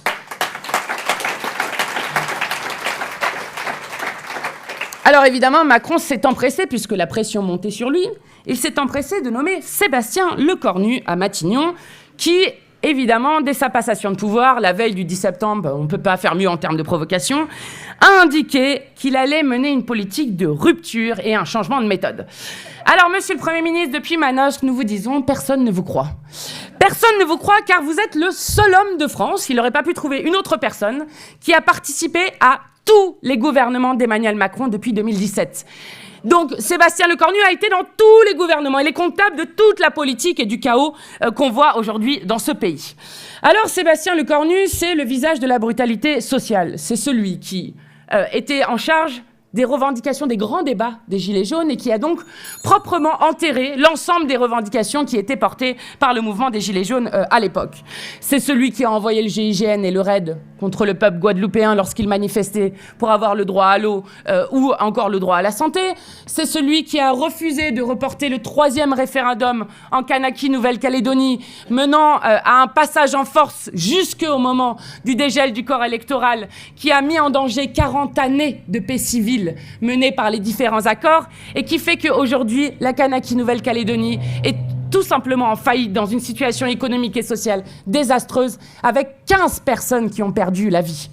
Voilà qui est Monsieur Lecornu. Mais Monsieur Lecornu, ce n'est pas seulement ça, c'est aussi celui qui ne se contente pas de gouverner sans participation, comme le faisait M. Bayrou avec le Rassemblement national, puisque je rappelle que le Rassemblement national est celui qui a refusé par 8 fois de censurer le gouvernement Bayrou, mais lui préfère dîner directement avec l'extrême droite, avec Mme Le Pen et avec M. Bardella. Comme ça, c'est plus simple, plus direct, pour pouvoir donner les informations. Et c'est surtout, M. Lecornu, l'incarnation de la complicité de la France avec le génocide en cours à Gaza. Je rappelle que cet homme a dit à de nombreuses reprises que la France n'envoyait aucune arme vers Netanyahou et vers les criminels génocidaires. Et il se trouve que, grâce à des collectifs, grâce à des journalistes, nous savons que depuis maintenant 2 ans de génocide, la France a livré un flux d'armes continu vers Israël et donc a permis à Netanyahou de continuer le génocide. Donc, Monsieur Lecornu, personne ne vous croit sur la rupture et je vais vous dire, ce que nous nous apprêtons à faire, c'est de vous censurer le plus vite possible. Mais alors, comme nous sommes gentils, nous ne regardons pas que le pédigré de la personne. Il a un bilan, certes, mais on va regarder les actes qu'il a posés depuis qu'il est Premier ministre aussi, pour voir s'il y a eu une rupture. Alors, son premier déplacement, vous allez apprécier la rupture, je crois, il se rend à l'hôpital public. Et là, il explique à l'hôpital public que s'il y a un problème dans les finances publiques, j'espère que vous êtes tous bien assis, c'est parce qu'on a décidé de mettre beaucoup d'argent dans l'hôpital. Alors, il y a une petite rupture parce que c'est vrai qu'Emmanuel Macron lui disait que le problème des urgences dans ce pays, c'était qu'il y avait trop de Mamadou. Donc, c'est pas tout à fait la même explication qui était donnée. Mais les soignants qui sont à bout, qui n'en peuvent plus dans ce pays, les patients dont le temps moyen d'attente aux urgences a augmenté de 45 minutes. Et avec la moitié des patients qui se rendent aux urgences, qui doivent attendre plus de 3 heures, apprécieront ce mépris incroyable de la part du Premier ministre fraîchement nommé. Il y a eu 50 000 lits qui ont été fermés depuis 2014, depuis qu'Emmanuel Macron était ministre d'un certain François Hollande. Et vous, ici, vous en savez quelque chose. Car quand je parlais avec la CGT Santé tout à l'heure, il m'expliquait que très régulièrement, il n'y avait qu'une seule urgence qui était ouverte la nuit, et même parfois 0 urgence qui était ouverte la nuit. Et donc, je vous redonne le slogan que donnait la CGT ici dans les Alpes de Haute-Provence, plus de SAMU, moins de Lecornu. Bon alors ensuite, je vous passe sur les petites choses qu'il a faites depuis. Bon alors il a nommé conseiller éducation, quelqu'un qui a couvert des violences sexuelles et des viols sur des enfants dans du milieu scolaire, comme si on voulait refaire le scandale de Betaram. Il s'est aussi empressé de nommer 2 fonctionnaires qui sont chargés de supprimer les structures publiques, c'est-à-dire de détruire l'État. Ça vous rappelle peut-être quelque chose. Il se trouve que, par exemple, c'était des premières mesures de ce qu'a fait le président argentin Javier Milei, qui lui aussi était avec sa tronçonneuse pour expliquer qu'il fallait détruire toutes les dépenses de l'État et qui se retrouve aujourd'hui à mendier auprès de Trump et des États-Unis pour pouvoir renflouer les caisses. Et c'est aussi, évidemment, ce que Elon Musk avait fait avec Trump. Donc ça vous donne une idée du Trumpisme qui agite maintenant la Macronie. Et puis, il a donné cette fameuse interview aux Parisiens. Et alors là, la rupture est évidente. Donc, taxe Zuckman sur les riches, c'est non. Rétablissement de l'impôt de solidarité sur la fortune, c'est non. Abrogation de la retraite à 64 ans, c'est non. Et même la suspension qui était demandée par certains, qui voulaient dire avaler la retraite à 63 ans, hein, là aussi, c'est non. Par contre, la réforme de l'assurance chômage, alors que, je le rappelle, dans notre pays, la moitié des privés d'emploi ne sont déjà pas indemnisés, là, c'est oui. Et la demande qui est faite depuis des années par l'extrême droite dans ce pays, celle de toucher à l'aide médicale d'État, ce qui est une folie sanitaire incroyable, comme si un virus faisait attention au papier de quelqu'un en allant chez les uns et les autres, au point qu'en Espagne, où ils avaient mis ça en place, c'est-à-dire supprimer une forme d'aide médicale d'État, ils ont dû revenir sur cette mesure tellement c'était contre-productif. Eh bien là, revenir et raboter encore l'aide médicale d'État, là aussi, c'est oui. Alors, la rupture n'est pas très claire, y compris dans les actes qui sont posés. Et puisqu'il a vu les syndicats, qui ont été tellement ravis de ce qu'il avait proposé, qu'ils ont directement annoncé une nouvelle journée de grève le 2 octobre, où évidemment nous serons présents. Alors, lors de cette rencontre avec les syndicats, Sébastien Lecornu a dit cette phrase. Il a dit qu'il était le Premier ministre le plus faible de toute l'histoire de la Ve République. Eh bien, monsieur le Premier ministre, nous vous proposons autre chose. Nous vous proposons d'être le Premier ministre le plus faible de la Ve République, mais surtout le plus court de toute l'histoire de la Ve République, avec la censure que nous allons mettre en place. Bon, et je le dis parce que c'est important, il faut avoir conscience que... Pourquoi est-ce qu'il y a une certaine fébrilité dans la Macronie? Parce que Lecornu, c'est leur dernière cartouche. Je veux dire, après, on ne voit pas bien qui pourrait nommer Emmanuel Macron, si ce n'est se nommer lui-même à Matignon, en essayant ainsi de pousser encore sur les institutions. Nous sommes quand même au 3e Premier ministre depuis 2024, depuis la dissolution qu'il avait lui-même décidée pour essayer de mettre le RN au pouvoir. Bon. Nous sommes au 5e Premier ministre depuis 2022, les élections présidentielles. Donc, ce que nous proposons au pays est une issue positive, démocratique. Lorsque vous êtes dans une impasse qu'Emmanuel Macron a lui-même créée, on ne va pas rester dans un pays dans lequel les premiers ministres tombent tous les 2 mois, tous les 3 mois, tous les 6 mois. Donc il faut revenir devant le peuple de France pour qu'il puisse trancher sur les grandes options qu'il y a pour le pays et donc revenir à des présidentielles anticipées. Et pour cela, Emmanuel Macron doit être dégagé puisque tout le monde a compris que la France a un problème et qu'il s'appelle Emmanuel Macron. Alors, il est temps de rappeler à Emmanuel Macron qu'ici, nous sommes en France et qu'en France, ce n'est pas le roi qui change de peuple, c'est le peuple qui renverse le roi.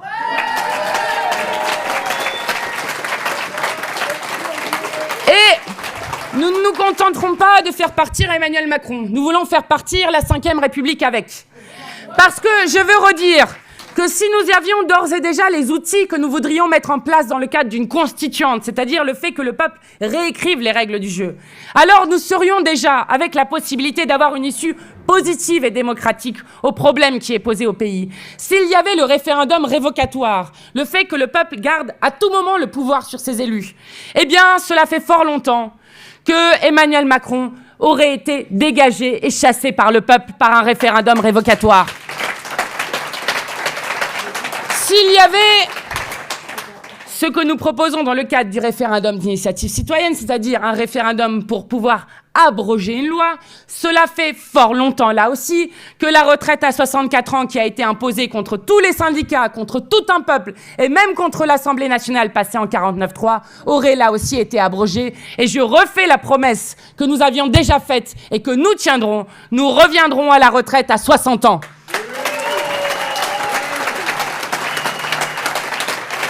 Et de même, s'il y avait la possibilité d'initier des lois, ce que nous mettons aussi dans le référendum d'initiative citoyenne, cela fait aussi belle lurette qu'il y aurait eu, par exemple, des propositions de loi pour enfin taxer les dividendes dans ce pays, pour faire le partage des richesses, pour interdire les licenciements lorsqu'il y a des bénéfices, ou encore pour conditionner les aides publiques qui sont versées par milliards et milliards à des grands groupes comme Sanofi qui licencient avec votre argent. Voilà ce que nous pourrions faire avec un référendum d'initiative citoyenne. Alors évidemment, on va vous expliquer que c'est impossible. On vous explique à chaque fois que tout est impossible, qu'on n'y arrivera jamais. Et notamment, c'est impossible puisque Emmanuel Macron a dit lui-même dans une interview qu'il ne partirait pas.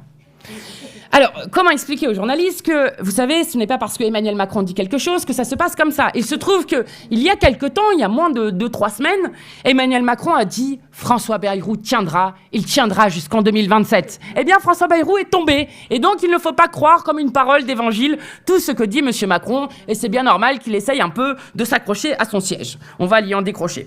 Alors, il se trouve que...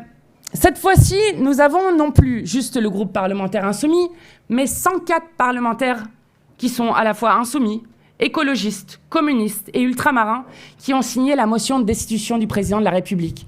Et je vous assure que si vous y réfléchissez, que 104 députés appellent à la destitution du président de la République pour avoir refusé de respecter le résultat des urnes, ça donne une ambiance de travail au pays qui est assez intéressante. Alors, mais il n'y a pas que cela. Il se trouve que, par exemple, David Lisnard, qui est le président de l'Association des maires de France, appelle lui aussi à ce qu'Emmanuel Macron s'en aille. Jean-François Copé, vous avez aussi Valérie Pécresse. Et puis, plus étonnant, c'est pour vous dire que ça vient d'un peu partout, la pression monte sur lui. Plus étonnant, même ses amis sont en train de le lâcher. Alors Bruno Le Maire, par exemple, on apprend ça dans la presse, explique en privé que Emmanuel Macron ne tiendra jamais jusqu'en 2027 et qu'il devrait partir avant. Excellente idée. Gabriel Attal, lui, a expliqué dimanche dernier que la prochaine présidentielle permettra de, je cite, tourner la page du chaos, sous-entendu que Emmanuel Macron est le chaos, ce avec quoi nous sommes là aussi tout à fait d'accord. Quant à Édouard Philippe, il explique qu'il en veut beaucoup à Emmanuel Macron. Je vous dis ça pour vous montrer qu'il y a une ambiance dans la Macronie, une ambiance de fin de règne, un peu de sauve-qui-peut, qui montre que nous sommes à la fin d'un pouvoir et que nous pouvons faire en sorte de faire partir le président de la République et d'ainsi d'avoir une issue positive, démocratique pour le pays. Et comme nous sommes des gens magnanimes, nous lui laissons le choix. Soit il peut démissionner, soit il peut être destitué. Alors, nous devons le faire partir, notamment parce que nous avons de grands enjeux devant nous et que ce que nous avons prédit pendant des années est en train de se produire. À la fin, le moment de bascule, nous sommes en train de le vivre en France. Et ce moment de bascule, c'est le grand choix qui s'offre au pays entre eux et nous. Eux, les fascistes, et nous, le bloc populaire.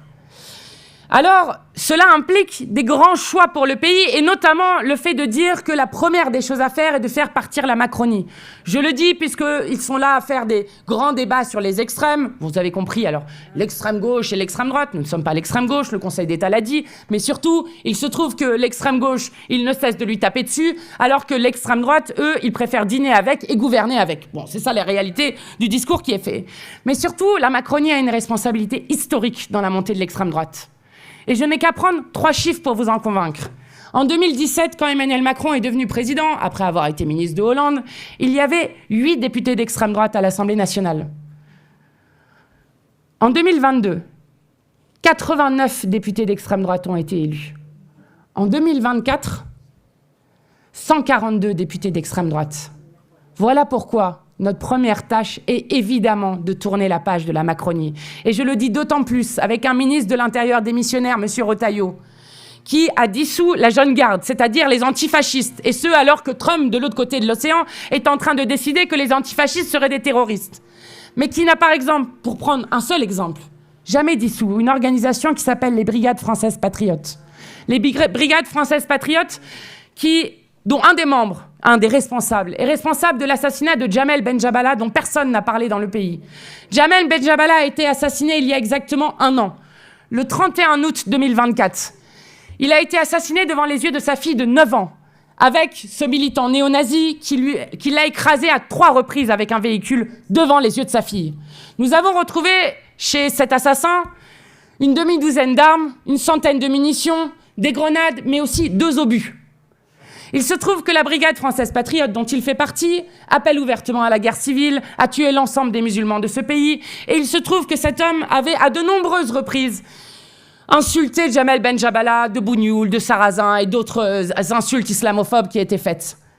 Le caractère raciste du crime n'est toujours pas reconnu par la justice. Mais pire que cela, 1 an après, la jeune garde est dissoute, mais les Brigades Françaises Patriotes ne sont pas dissoutes. Voilà exactement ce qu'ils sont en train de faire. Donc, la première des choses pour battre l'extrême droite, c'est de faire partir les macronistes.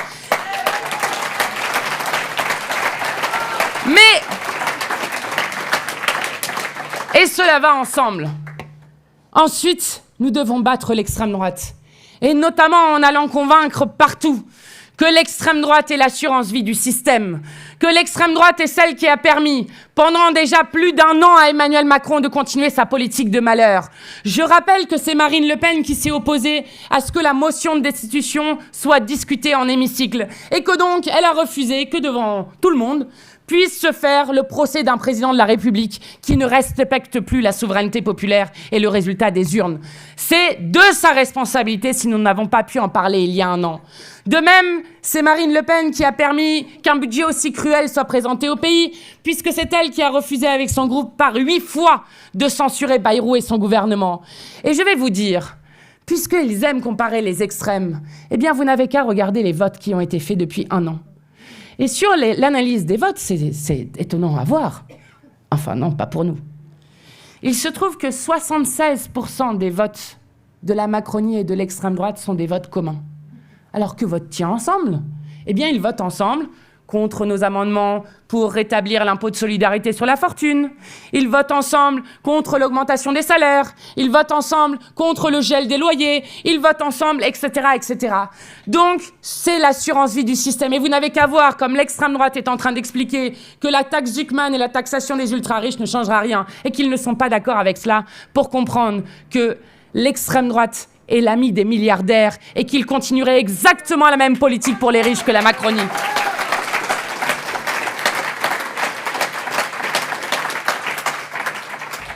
Alors, oui, nous devons à la fois tourner la page de la Macronie et battre l'extrême droite, notamment car nous avons un des plus grands défis devant nous, le plus grand défi du XXIe siècle, que personne, aucune génération humaine n'a eu à affronter avant nous.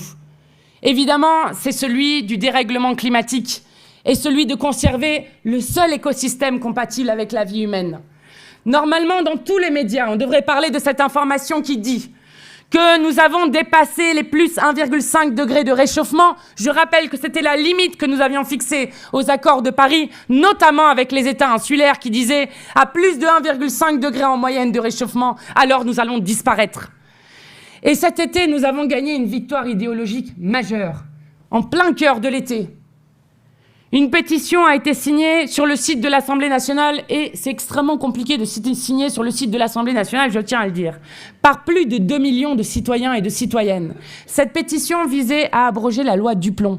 Et notamment, dans cette loi, la réintroduction de ce qu'on appelle un néonicotinoïde, un pesticide tueur d'abeilles qui s'appelle l'acétamipride, qu'il voulait réintroduire et permettre d'utiliser sur un espace très très grand sur le territoire français.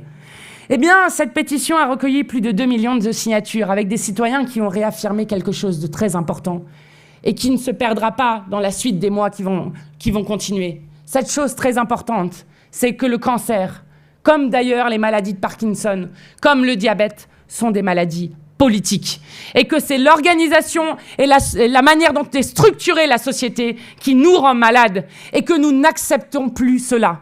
Voilà ce qu'a dit cette pétition, avec une victoire très importante qui a été obtenue déjà dans l'été, une première victoire qui est celle du Conseil d'État, du Conseil constitutionnel, qui a censuré la réintroduction de ce pesticide tueur d'abeilles et qui nous a donc fait gagner sur un premier point. La deuxième victoire, c'est que nous avons, la semaine dernière, réussi à faire en sorte que cette pétition soit examinée dans la Commission des affaires économiques, grâce notamment à Aurélie Trouvé.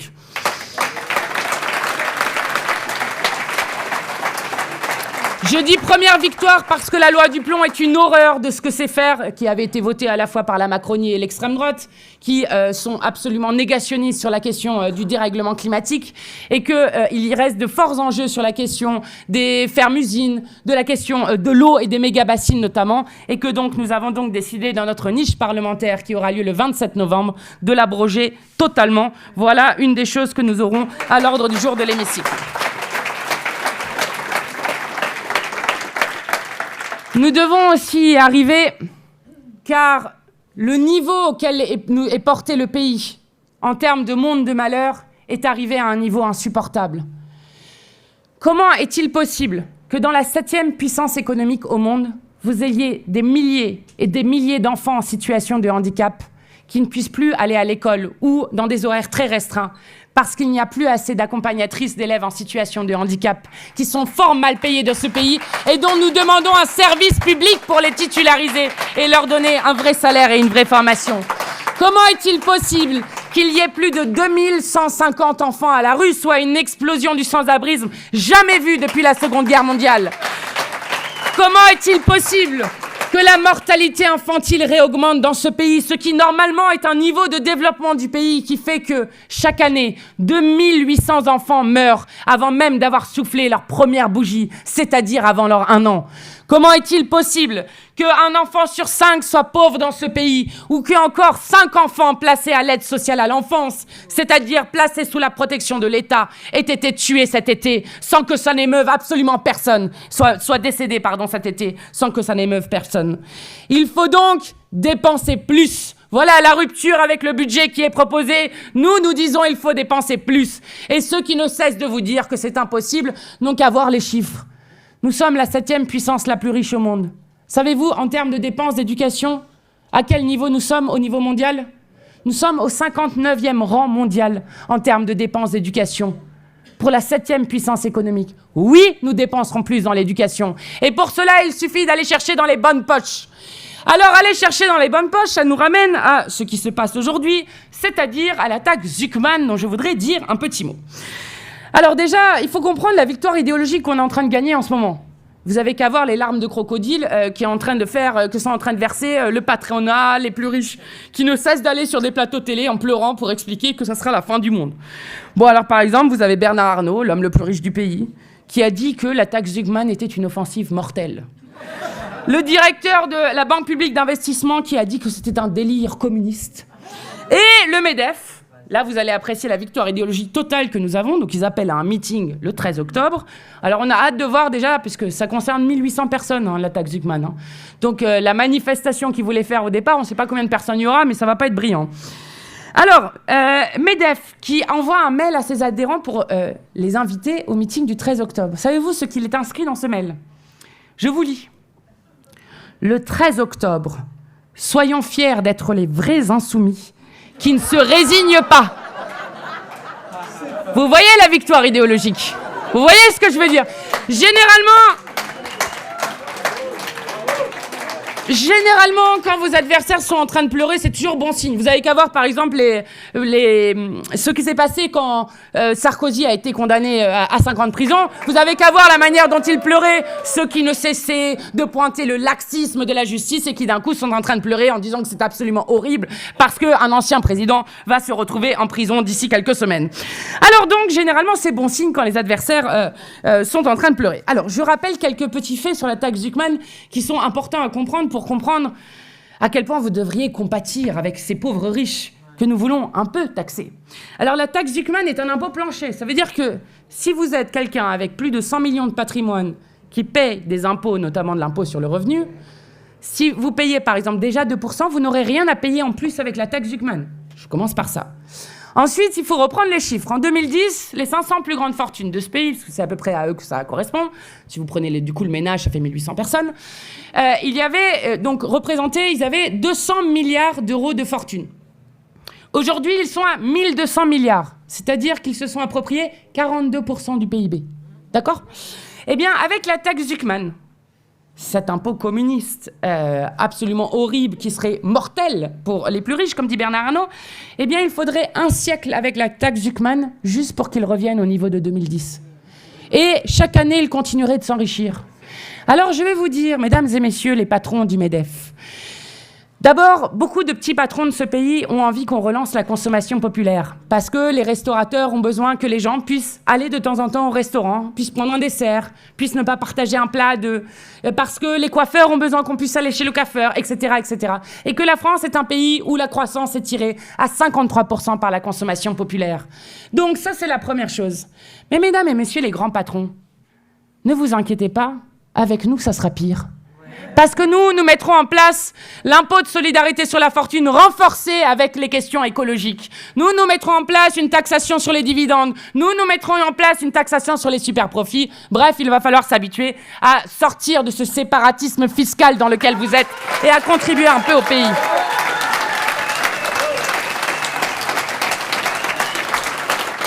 Bon, je le dis quand même parce que j'ai trouvé ça très drôle, parce qu'en plus des grands patrons, vous avez évidemment François Bayrou qui allait pleurer partout.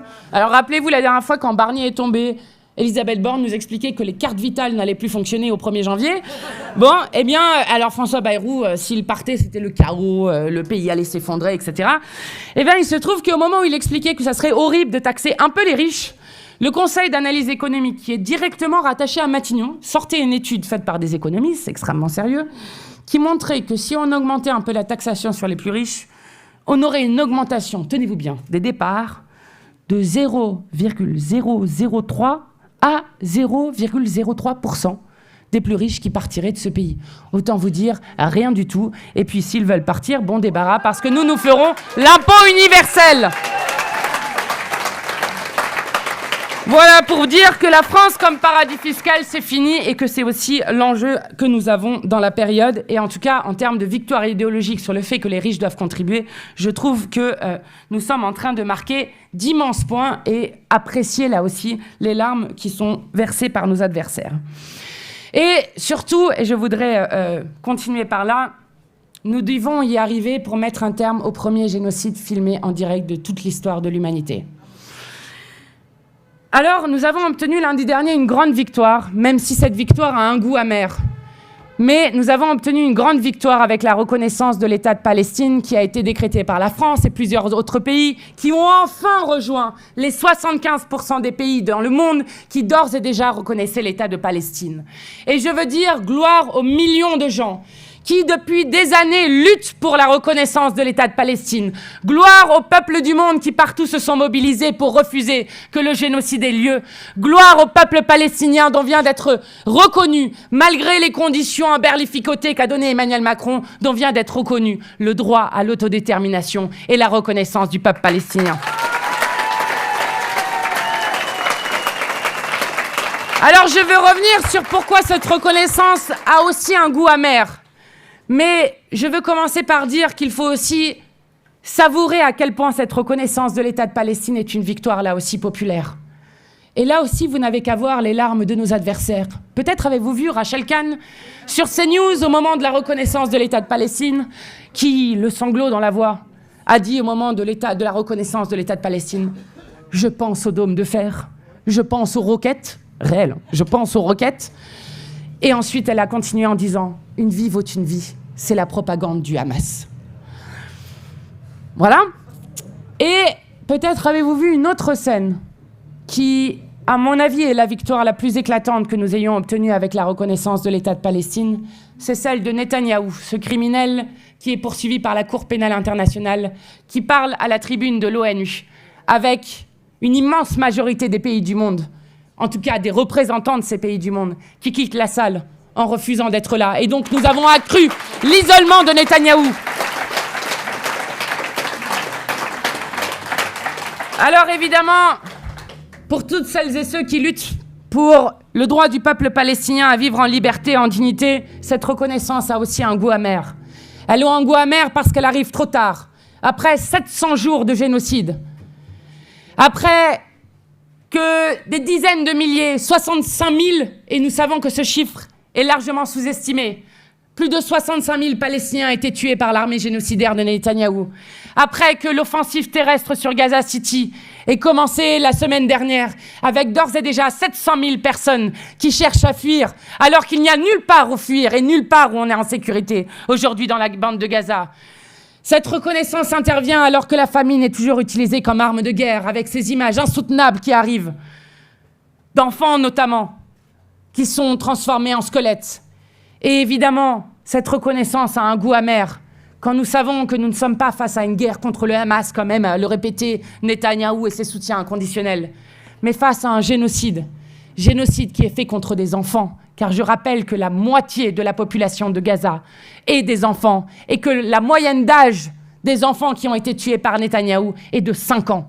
Voilà de quoi nous parlons, et voilà pourquoi nous avons à la fois l'importance d'un pas qui a été franchi et un goût extrêmement amer, d'autant plus quand on voit que nous avons un président de la République alors qu'il a pris 18 trains de sanctions avec l'Union européenne contre Vladimir Poutine pour avoir violé le droit international en Ukraine, n'a toujours pris aucune sanction contre Netanyahou et son gouvernement. Un goût amer quand nous voyons Emmanuel Macron, qui permet par 3 fois à Netanyahou de survoler le territoire alors qu'il est poursuivi par un mandat d'arrêt de la Cour pénale internationale et qui, là encore, lui a donné l'autorisation de le faire alors que Netanyahou a décidé de contourner la France. Oui, goût amer quand nous voyons qu'il n'y a toujours pas d'embargo sur les armes, que la France n'a toujours pas agi sur la suspension de l'accord d'association entre l'Union européenne et Israël. Et goût amer quand nous voyons l'extrême droite italienne, poussée par le mouvement populaire extraordinaire de grève en Italie, qui se sent obligée d'envoyer des avions, des bateaux militaires pour aider la flottille, comme l'a fait l'Espagne, quand la France ne fait rien, si ce n'est dire dans un communiqué qu'il est déconseillé de se rendre à Gaza, car Gaza est un endroit dangereux. Alors, oui, cette reconnaissance a aussi un goût amer. Mais nous, les insoumis, n'aurons pas à rougir devant l'histoire.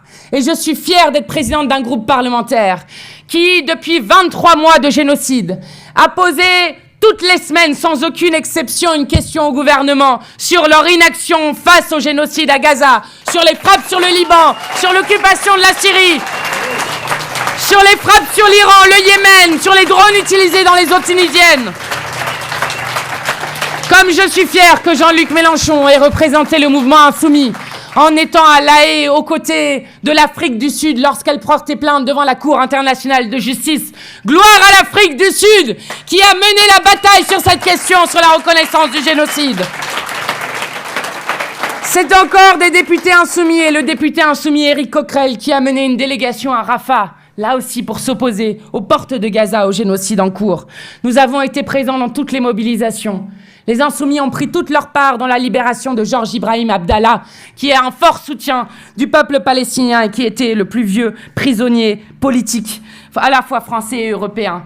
Et je suis fière de dire que nous avons 6 parlementaires qui se trouvent actuellement sur une flottille qui, je le rappelle, est légale et vise à briser le blocus qui, lui, est illégal de Gaza. Il y a sur cette flottille 6 parlementaires insoumis, mais il y a 55 Français qui font partie des plus de 300 militants de 45 pays différents, soit la plus grande flottille jamais organisée pour tenter de briser le blocus illégal de Gaza. Et nous faisons ici une promesse, nous ne laisserons jamais la Palestine disparaître. Alors, oui, nous devons y arriver. Et nous allons y arriver. Puisque on va vous expliquer encore une fois que c'est impossible, rappelez-vous à chaque instant où vous vous sentirez un peu découragé, rappelez-vous de ce qui était dit sur l'ensemble des plateaux télé il y a 1 an exactement, au moment de la législative anticipée qui avait été demandée par Emmanuel Macron lui-même. Dans tous les plateaux, 27 sondages sur 27, tous sans aucune exception, expliquaient que l'extrême droite allait gagner et allait arriver à Matignon. Et que s'est-il passé? Il y a eu un mouvement inédit, jamais vu, à la fois de la jeunesse de ce pays, des militants associatifs, politiques, syndicaux, des quartiers populaires qui se sont rendus massivement aux urnes. Et là est apparue une vérité qui ne plaît pas tellement aux puissants. C'est pourquoi, par exemple, dans l'article en question, qui était contre notre venue, ils expliquent que Léo Walter fait des caravanes avec les insoumis pour inscrire les gens sur les listes électorales.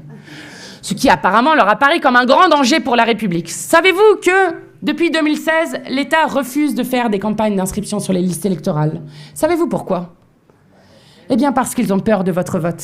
Et ce qui s'est passé il y a 1 an leur montre exactement cela.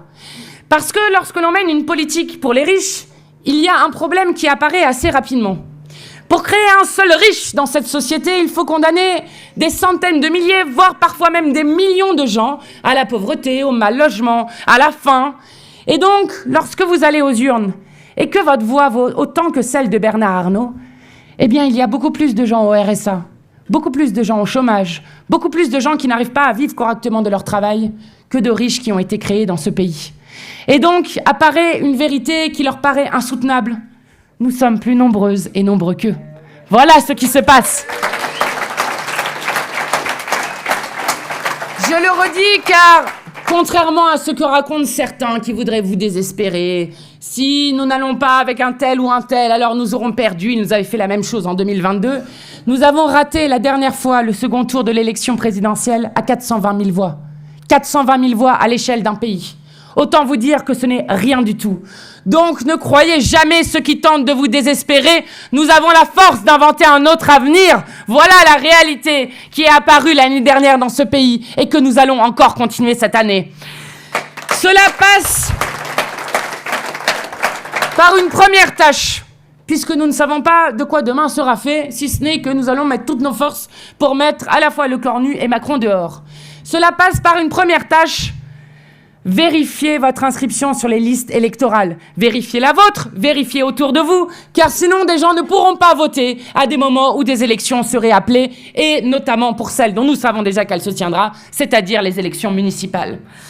Ensuite, la deuxième chose, parce que moi ça me donne aussi beaucoup d'espoir, c'est qu'il se passe quelque chose dans ce pays que des sociologues appellent la socialisation inversée.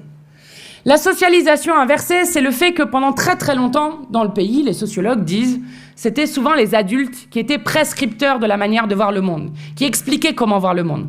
Les parents, les grands-parents dans une famille, les professeurs dans une école, etc. Et que pour la première fois, on observe une inversion de cette sociabilisation, c'est-à-dire que ce sont les jeunes générations qui vont expliquer et qui parfois vont même faire changer d'avis les générations qui nous précèdent. Je vais vous donner un exemple de quelque chose qui était impossible. Tout à l'heure, Léo Walter a parlé du fait que nous ayons réussi à faire inscrire le droit à l'avortement dans la Constitution. Pour changer la Constitution, il faut que l'Assemblée et le Sénat votent exactement dans les mêmes termes avant d'arriver en Congrès, donc l'Assemblée et le Sénat réunis.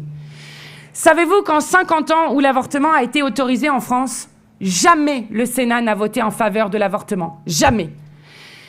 Et donc, il était impossible que nous réussissions. D'ailleurs, juste avant que nous fassions, nous, insoumis, dans notre niche parlementaire, voter pour la première fois l'inscription de l'avortement dans la Constitution, eh bien, il y avait une tentative au Sénat qui avait échoué. Alors, pourquoi est-ce que cela a fonctionné ? Des sénateurs et des sénatrices le racontent. Parce qu'au moment où le vote allait arriver, leurs filles, leurs nièces, leurs petites filles sont venues les voir et leur ont dit « Si tu ne votes pas pour le droit des femmes à disposer de leur corps, à choisir de continuer ou non une grossesse dans la norme suprême qu'est la Constitution, alors je ne viendrai plus jamais te voir à Noël, je ne viendrai plus jamais te voir aux vacances, bref, je ne viendrai plus jamais te voir tout court. » Et c'est comme ça que des sénateurs et des sénatrices ont changé leur vote et que nous avons emporté ce droit nouveau dans la Constitution.